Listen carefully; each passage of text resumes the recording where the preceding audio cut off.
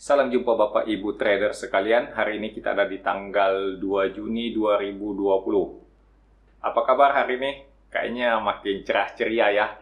IHSG ditutup hampir 2%. Tepatnya di plus 1,98%, naik 94, sekian persen ya. 93, sekian persen ya, dibulatkan jadi 94. IHSG kita ada di angka 4847,5. Wow, ini adalah suatu pencapaian yang luar biasa untuk IHSG. Kita melihat IHSG makin mendekati ke area resisten yang merupakan batas atas dari zona sideways yang saya analisa.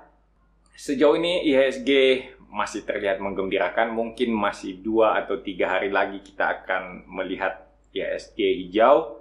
Ya, semoga aja sih bukan cuma 2-3 hari ya. Mungkin ada candle merah akan muncul, mengingat IHSG udah beberapa hari berturut-turut itu hijau terus.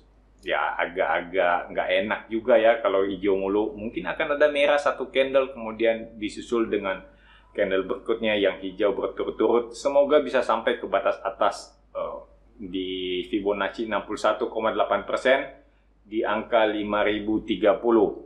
Yang merupakan batas atas dari range sideways yang saya analisa.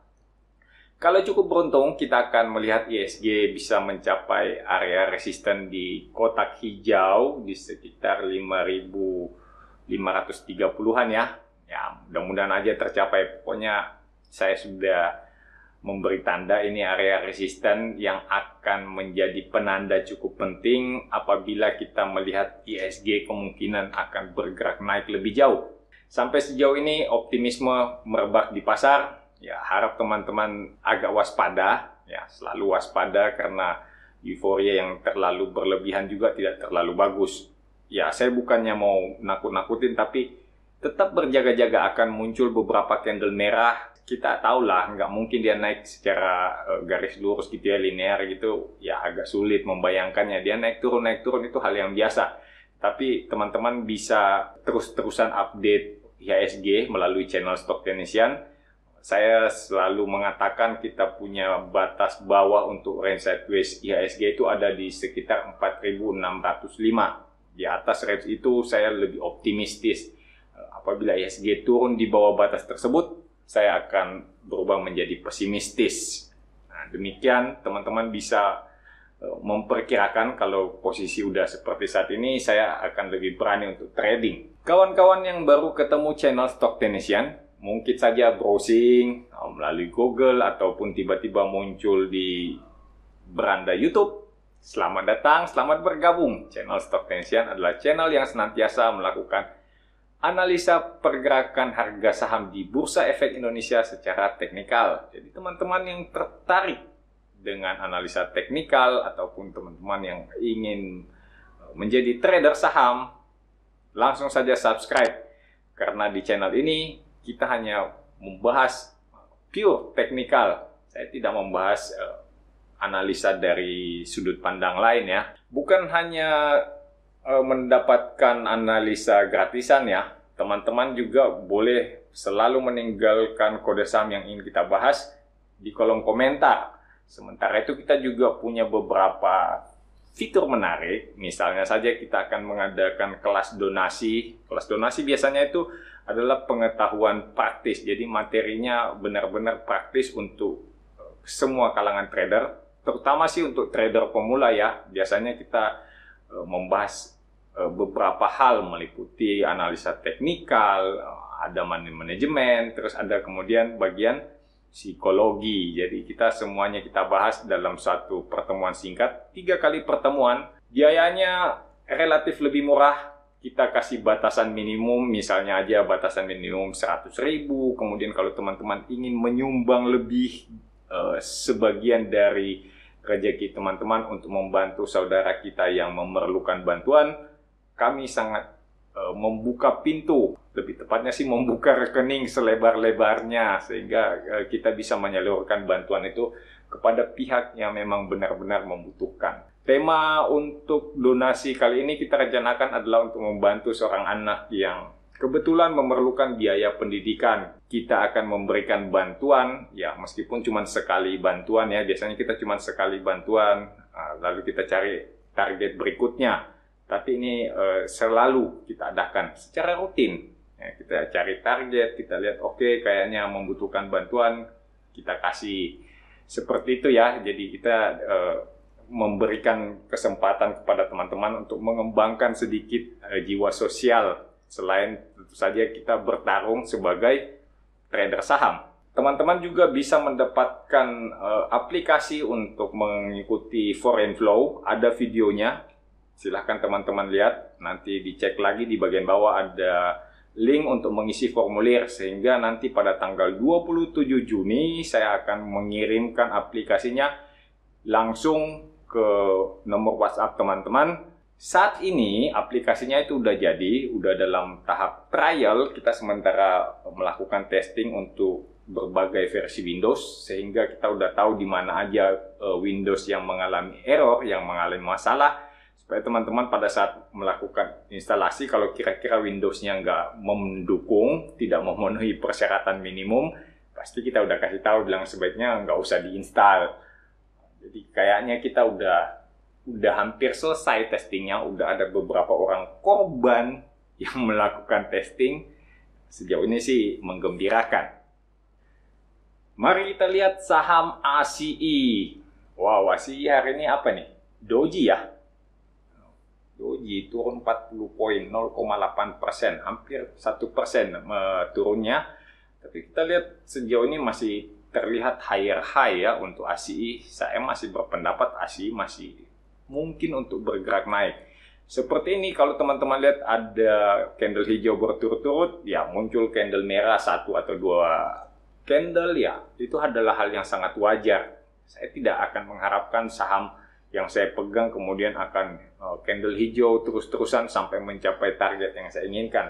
Enggak seperti itu ya perjalanannya. Kalau dia ada candle hijau kemudian muncul candle merah, ya itu adalah hal yang wajar. Tidak perlu kita terlalu khawatir. Sejauh kita melihat target untuk mencapai resisten di area kotak merah ini masih kelihatan memungkinkan, ya tentu saja kita masih bisa hold. Saat ini support untuk ACI ada di area kotak kuning di sekitar 4.170-an. Saya kira ini cukup bagus untuk teman-teman yang belum punya ACI, bisa dilihat-lihat kalau memang ACI mengalami koreksi sedikit, koreksi sehat. Sejauh ini koreksi sehat ya. Lihat candle merahnya ini diikuti dengan volume transaksi yang tidak terlalu besar. Jadi ya, teman-teman yang belum punya ACI boleh mulai melirik kalau memang pengen beli ACI. Untuk teman-teman yang udah punya, coba berpikir apakah lebih menguntungkan untuk jualan dulu kemudian beli lagi di saat harganya lebih rendah, atau mungkin teman-teman tidak sempat memantau pergerakan saham saat pasar buka. Lebih baik di hold aja lah, pegang aja dulu, nggak usah jual beli. Kalau ada kemungkinan buat nambah, ya silahkan nambah.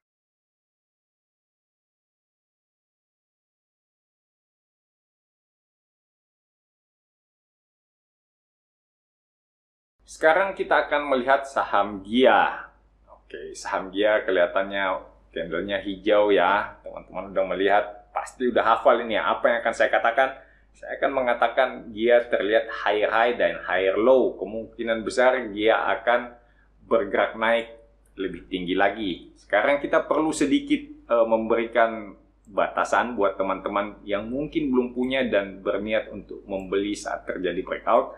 Saya punya batasan resisten di atas sini. Misalnya saya akan kasih dia warna kuning, sedangkan yang di bawah ini sudah berubah kayaknya menjadi support. Saya akan mengganti dengan warna hijau. Nah, teman-teman bisa melihat konstruksi chartnya seperti ini.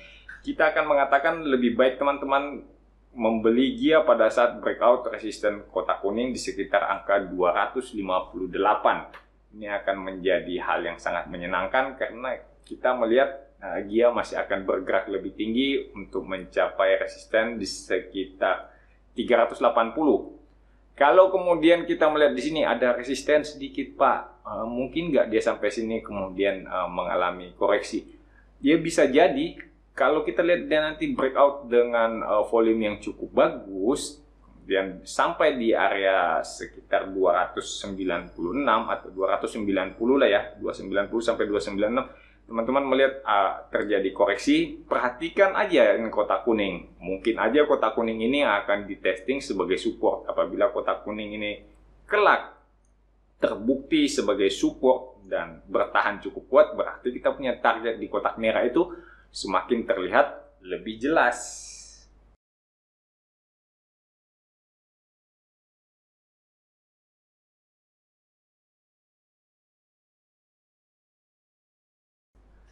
Mari kita lihat saham LSIP.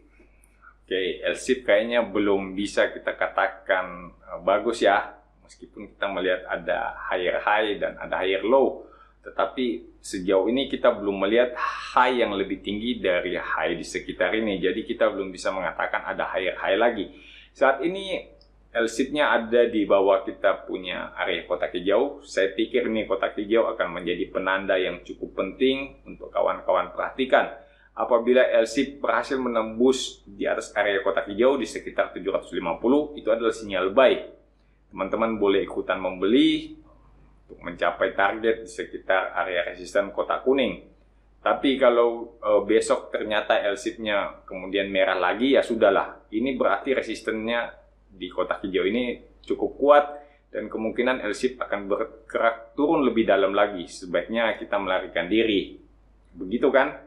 Tapi sejauh ini kan kita melihat LSIP ada peluang untuk bergerak naik. Walaupun memang agak terbata-bata. Mungkin teman-teman akan mengatakan, ya LSIP ini masih kelihatan sideways. Ya sudah, kalau teman-teman udah berpendapat bahwa LSIP-nya sedang sideways dalam range sempit, maka kotak hijau ini akan menjadi suatu sinyal buy yang cukup bagus pada saat LSIP berhasil menembusnya.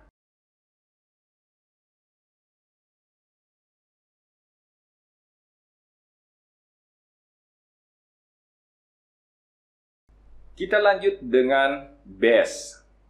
Oke, BES ternyata mantul dari sekitar support kotak hijau ya. Ini dia mantul di sini, kemudian mulai bergerak naik. Teman-teman udah bisa mulai memperhatikan karena ternyata support kotak hijau ini cukup kuat. Berarti teman-teman yang udah punya masih bisa hold. Silakan di hold aja. Yang belum punya, kalau mau beli di sini kayaknya udah tanggung banget ya. Udah terlalu dekat dengan resisten di kotak kuning. Saya sarankan teman-teman untuk lebih bersabar menunggu sampai terjadi breakout di sekitar kotak kuning di angka 116. Saya kira ini akan menjadi satu sinyal beli yang bagus. Untuk saat ini saya masih melihat peluang BES untuk bergerak naik itu cukup bagus, cukup tinggi peluangnya untuk menembus area kotak kuning. Saya kira ya ini patut diperhatikan ya, teman memperhatikan.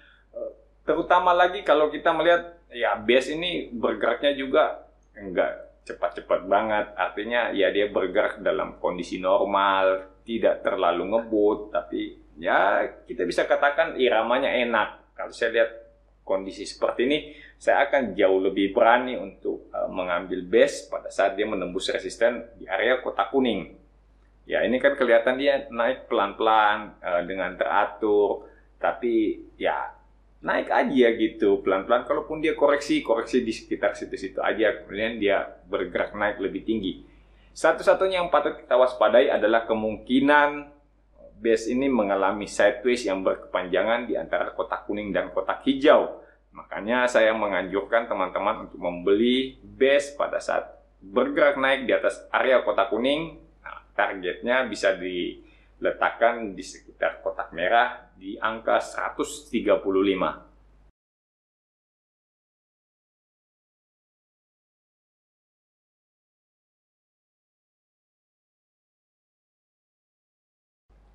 Mari kita lanjut dengan TINS.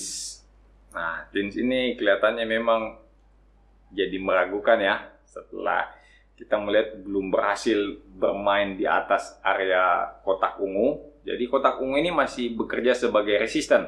Teman-teman harap memperhatikan kotak ungu ini.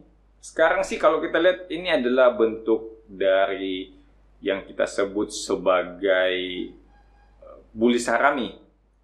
Ya, ini adalah bullish harami. Jadi teman-teman bisa memperhatikan apabila besok terkonfirmasi kita melihat ada candle hijau yang lebih tinggi daripada candle hijau hari ini, berarti kita nyatakan TINS ini terkonfirmasi akan bergerak naik. Teman-teman boleh ikutan.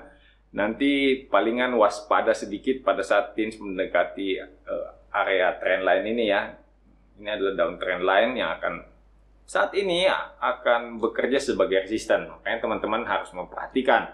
Apalagi yang udah terlanjur beli TINS pada saat TINS sedang bergerak sideways seperti ini, ya diperhatikan supaya cuannya lebih bagus gitu, lebih optimal. Dilihat pada saat dia mencapai resisten di kotak ungu, kalau memang masih sempat dijual, jual dulu. Nanti ambil lagi pada saat TINS melakukan support testing di area kotak ungu. Jadi dia bolak-balik di sini, ya teman-teman bisa mendapatkan cuan berulang kali. Apakah peluang TINS cukup besar untuk mencapai kotak hijau di sini? Ya, teman-teman bisa lihat di sekitar angka 660. Itu masih kita pertanyakan sampai saat ini karena masih ada trendline ungu ini yang belum berhasil ditembus. Jadi kita mesti melihat dulu apabila TINS cukup kuat untuk menembus trendline ungu, saya rasa area kotak hijau ini bisa dicapai, bahkan kayaknya sih bisa lebih tinggi lagi pergerakannya. Cuman ya kita tunggu aja lah dengan sabar bagaimana kelakuan TINS pada saat mencapai trendline warna ungu ini. Untuk teman-teman yang belum punya, saya pikir saya tidak akan menganjurkan untuk membeli saat ini. Saya akan menganjurkan membeli pada saat teman-teman melihat besok ada candle konfirmasi bullish harami, kemudian di candle berikutnya teman-teman boleh ikutan. Jadi yang belum punya masih harus bersabar, paling enggak 2 candle sampai kita melihat ada konfirmasi bullish harami.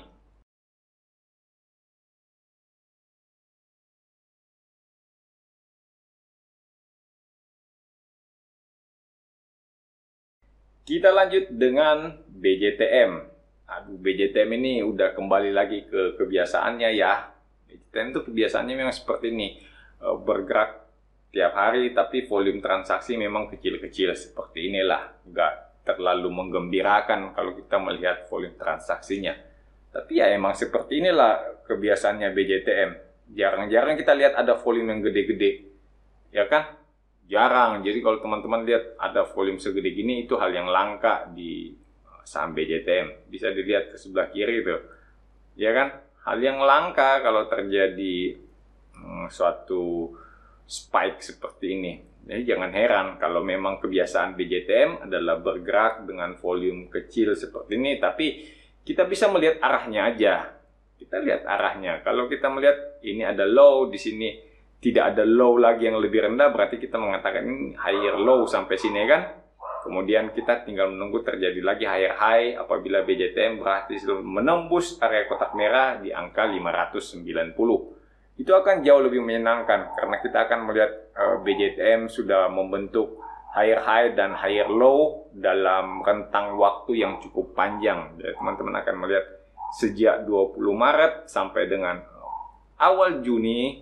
Ya, BJTM-nya bergerak naik, berarti ada sekitar 2,5 bulan umur suatu uptrend yang sudah terjadi pada BJTM. Kita harapkan uptrendnya ini bisa berlanjut lebih panjang lagi.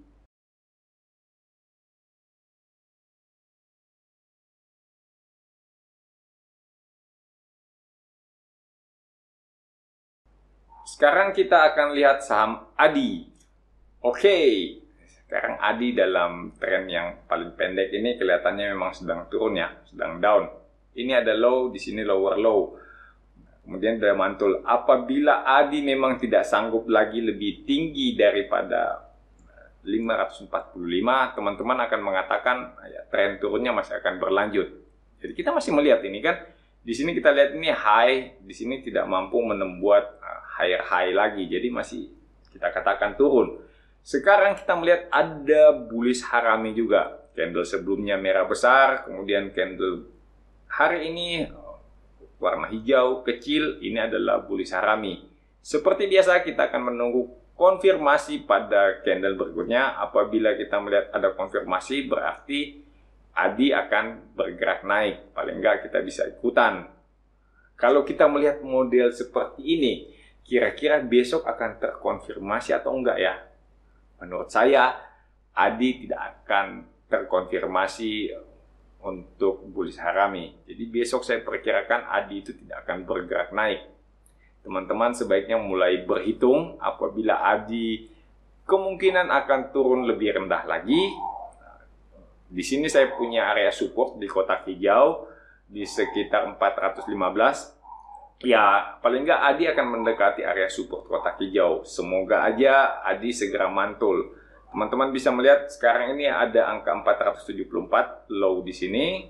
Apabila Adi kemudian lebih rendah dari 474, misalnya Adi sampai ke sekitar 450, kemudian dia mulai bergerak naik lagi, saya kira ini suatu pertanda yang bagus untuk mengikuti Adi. Jadi ini mumpung dia masih mendekati support, ya udah kita tunggu, sabar aja. Begitu dia lebih dekat lagi dengan support, kalau terlihat kemungkinan kita bisa dapat cuan, ya cobalah ikuti. Siapa tahu aja bisa mencapai ke resistensi kotak merah di angka 750. Gede juga kan cuannya. Saya kira cukup sampai di sini untuk analisa kita pada hari ini. Di tengah IHSG yang sedang menguat, saya pikir teman-teman mungkin akan mulai mengalami kebingungan ya. Ini apakah mau kembali bekerja di kantor seperti biasa atau meneruskan work from home sebagai trader.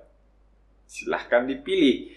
Teman-teman kan bisa memilih ya, karena profil resiko kita berbeda. Ada yang lebih senang untuk bekerja di kantor, tapi ada yang memilih untuk udahlah saya menjadi seorang full time trader aja.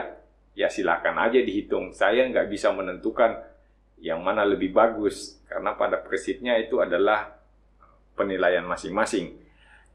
Cuman saya anjurkan buat teman-teman, ingat selalu kalau bisa tetap tinggal di rumah, tetap sehat. Karena walaupun kita sehat, kita bisa menjadi carrier untuk orang lain. Salam cuan untuk kita semua.